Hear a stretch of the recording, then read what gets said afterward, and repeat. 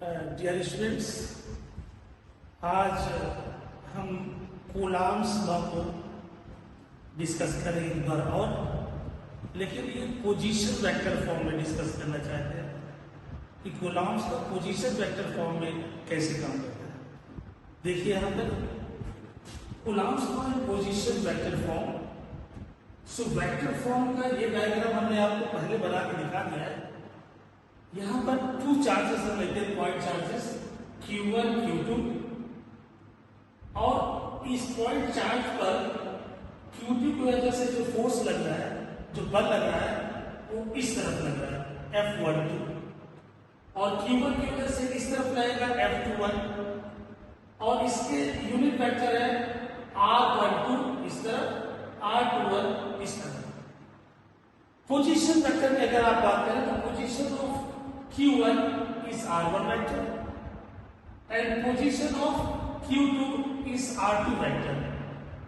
Now let us consider it. We can describe it. हम लोग इसको थोड़ा सा पॉइंट वाइज लेके डिस्कस करेंगे। Let us consider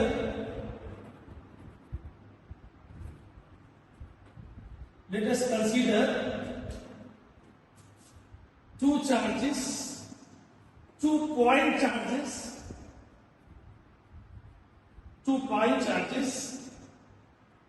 Q1 and Q2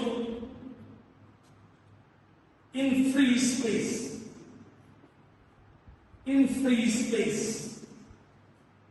So we have taken 2 point charges Q1 and Q2 in free space, and their position vectors are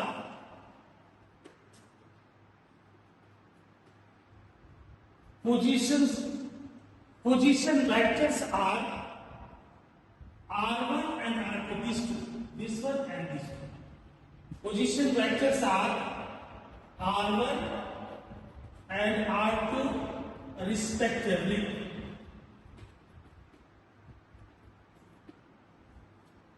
तो हमने क्या किया, Q1 का पोजीशन वेक्टर क्या ले लिया, R1, और Q2 का पोजीशन वेक्टर R2। नाउ जो वेक्टर फॉर्म में हम लोग डिस्कस किए थे वही यहां पर लिखना चाहेंगे कि वेक्टर फॉर्म में किस तरह से होता है। Force on Q2 due to Q1, force on Q2 due to Q1. So we have to write F21 1/4 pi epsilon 0 Q1 Q2 upon R square.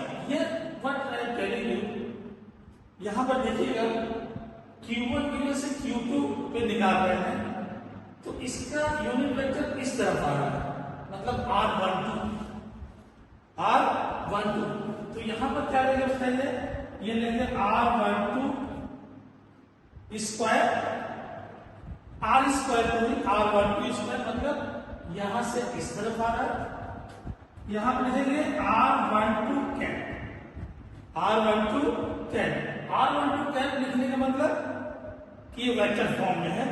ऐसा हम वेक्टर फॉर्म में पिछले वीडियो में डिस्कस कर चुके हैं।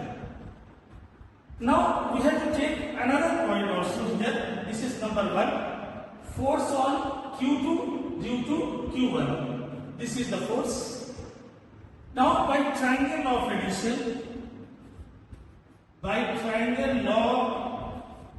of addition, we are using triangle law of addition here. Please see in triangle OAB. So what we are going to find?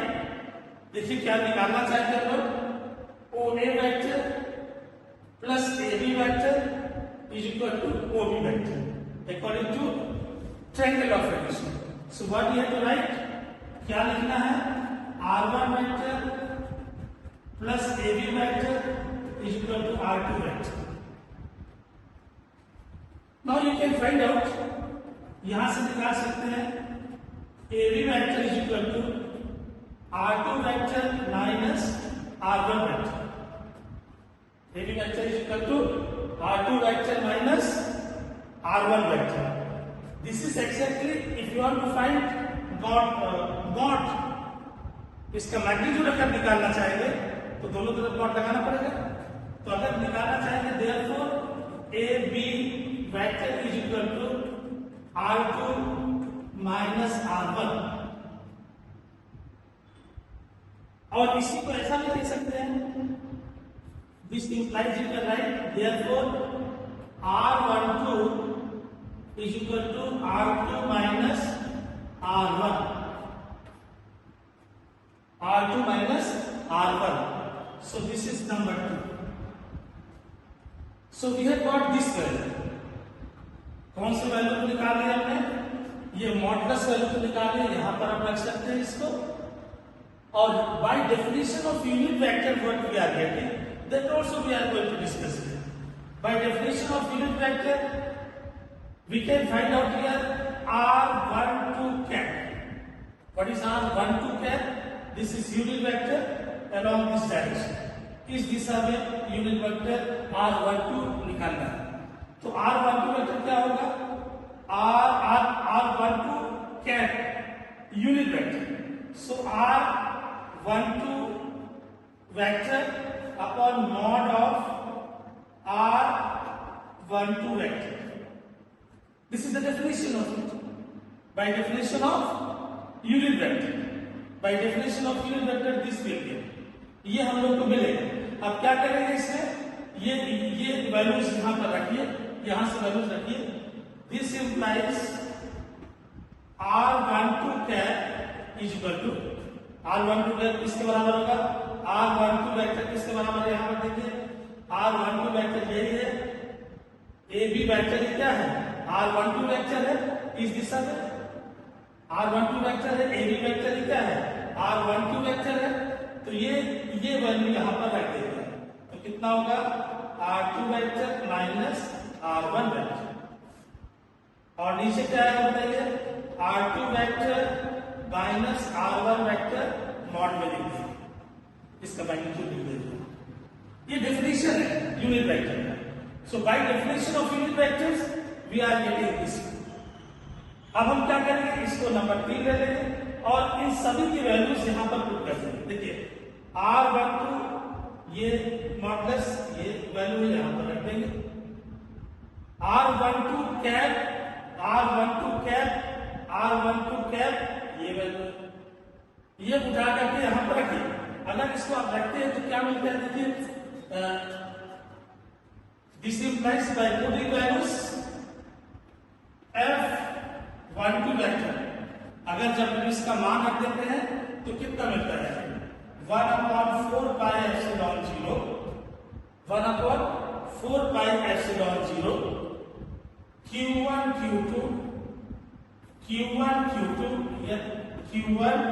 Q2 upon R12 mod square.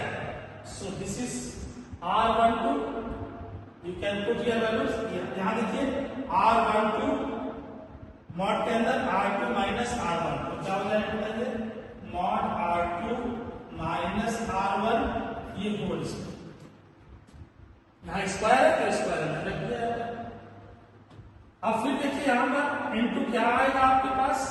ये R12 cap है, R12 cap, इसका मान ये है, इसकी value ये है, इसकी वैल्यू ये है, तो इसको उठा के रखिए। क्या आएगा? R2 minus R1 upon R2 minus R1 mod. एक लाइन और लिखिए यहां पर, देयरफॉर F21 बराबर 1/4 pi epsilon 0 Q1 Q2 upon mod R2 minus R2 vector minus R1 vector whole cube. Because जिससे ये दोनों एक जैसे यहाँ पावर 1 यहाँ पे है तो पावर 3 हो जाएगा। इनटू कितना है बताइए? ये होगा R2 माइनस R1। ये आप इसको नंबर 4 में डाल सकते हैं, नंबर चार्ज ये आपको मिल गया, ये फोर्स मिल गया है। अब दूसरा अगर देखेंगे Q1 की वजह से Q2 में फोर्स, अभी हमने क्या लिखा, force on Q2 due to Q1। Now इसका रिवर्स लीजिए, उल्टा लीजिए, क्या लेंगे, force on Q1 due to Q2। अगर यहां लिखेंगे तो क्या होगा बताइए, force on Q1 due to Q2। इसका उल्टा लिखिए, force on Q1 due to Q2।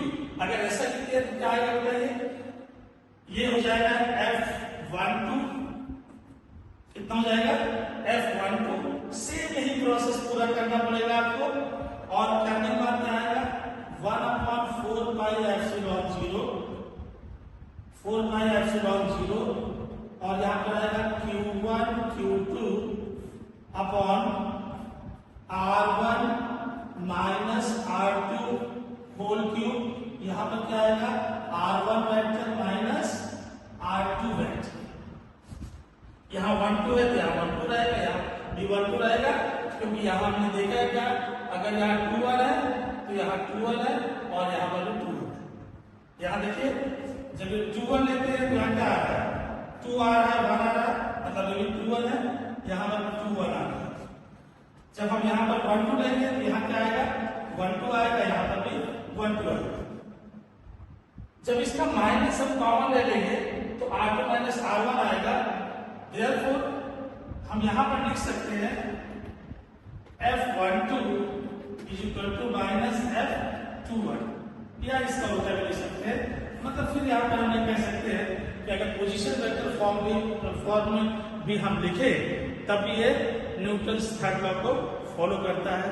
वो भी चलिए आगे बढ़ते हुए हम देखते हैं सुपरपोजिशन प्रिंसिपल। सुपरपोजिशन प्रिंसिपल के बारे में थोड़ा सा समझेंगे।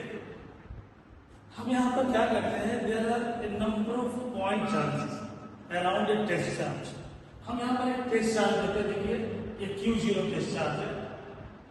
इसके अराउंड में इसके चारों तरफ क्या है, Q1 Q2 Q3 Q4 Qn तक चार्जेस है, वो भी पॉइंट चार्जेस है।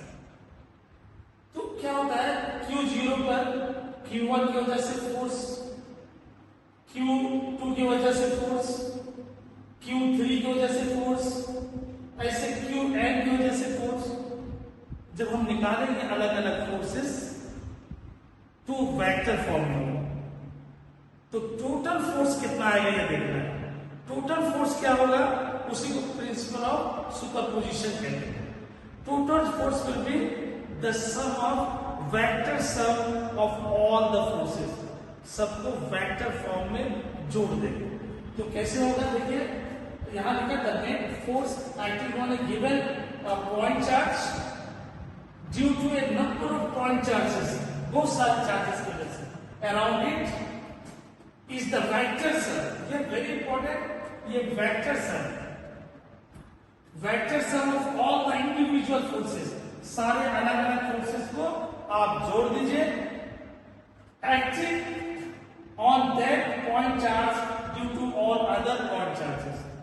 जो अलग अलग पॉइंट चार्जेस है, इसकी वजह से इसमें जो फोर्स लग रहा है, टोटल नेट फोर्स जो है वो वेक्टर सम के बराबर, मतलब वेक्टर एडिशन के बराबर होगा।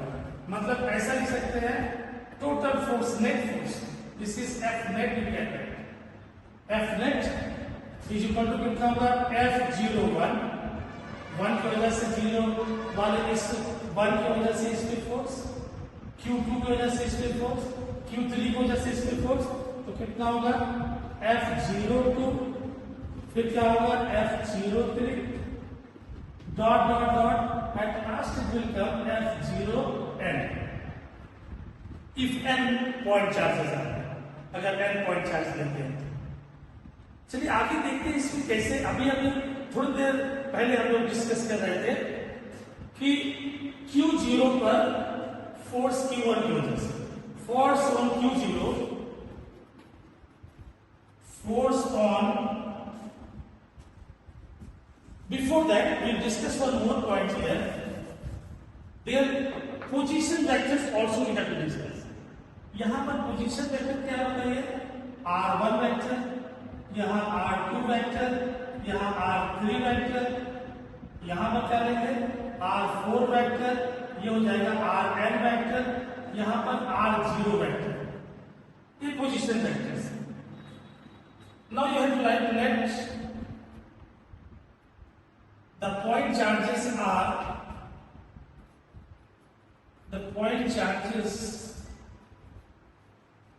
are Q1, Q2, dot up to Qn, and their position vectors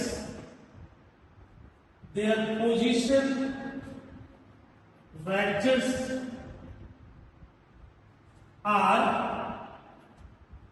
R1 vector, R2 vector, up to Rn vector, respectively. The test charge is Q0. Q0 is the test charge, this one is the test charge. The Q0 is the test charge. Q0 is the test charge here. Having position vector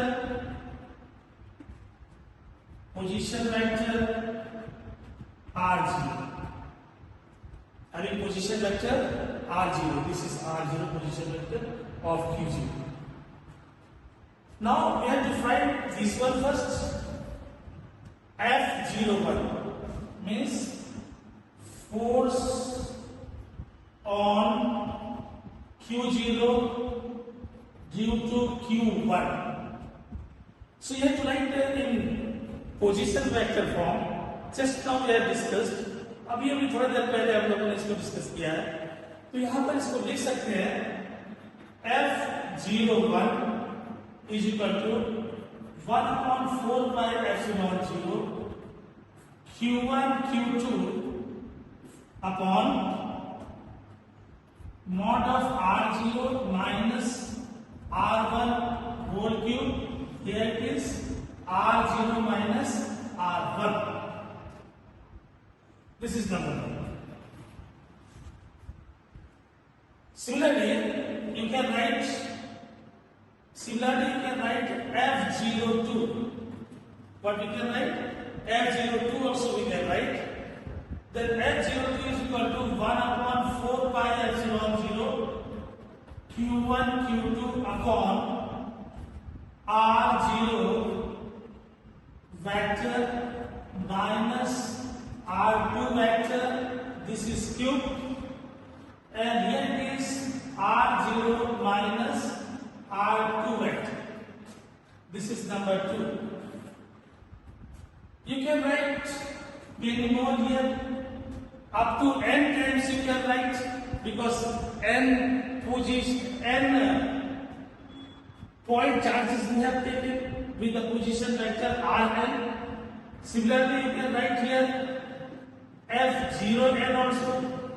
F0n is equal to 1/4 pi epsilon 0.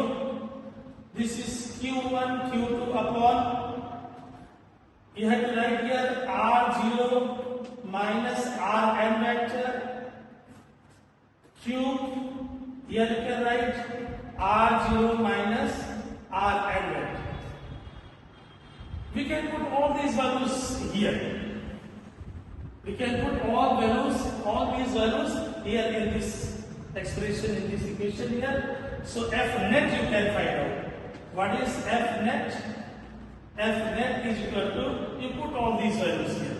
Then you will get here F01 vector, this is F02, and at last this is F0n. After putting this value, you put all these values here. See this one, F01 you can put here, F02 you can put here, similarly at last you can put here. You will get net force on the test charge, उस पर कुल कितना बल लग रहा है ये हम इसको निकाल सकते हैं। इसको प्रिंसिपल ऑफ सुपरपोजिशन कहते हैं।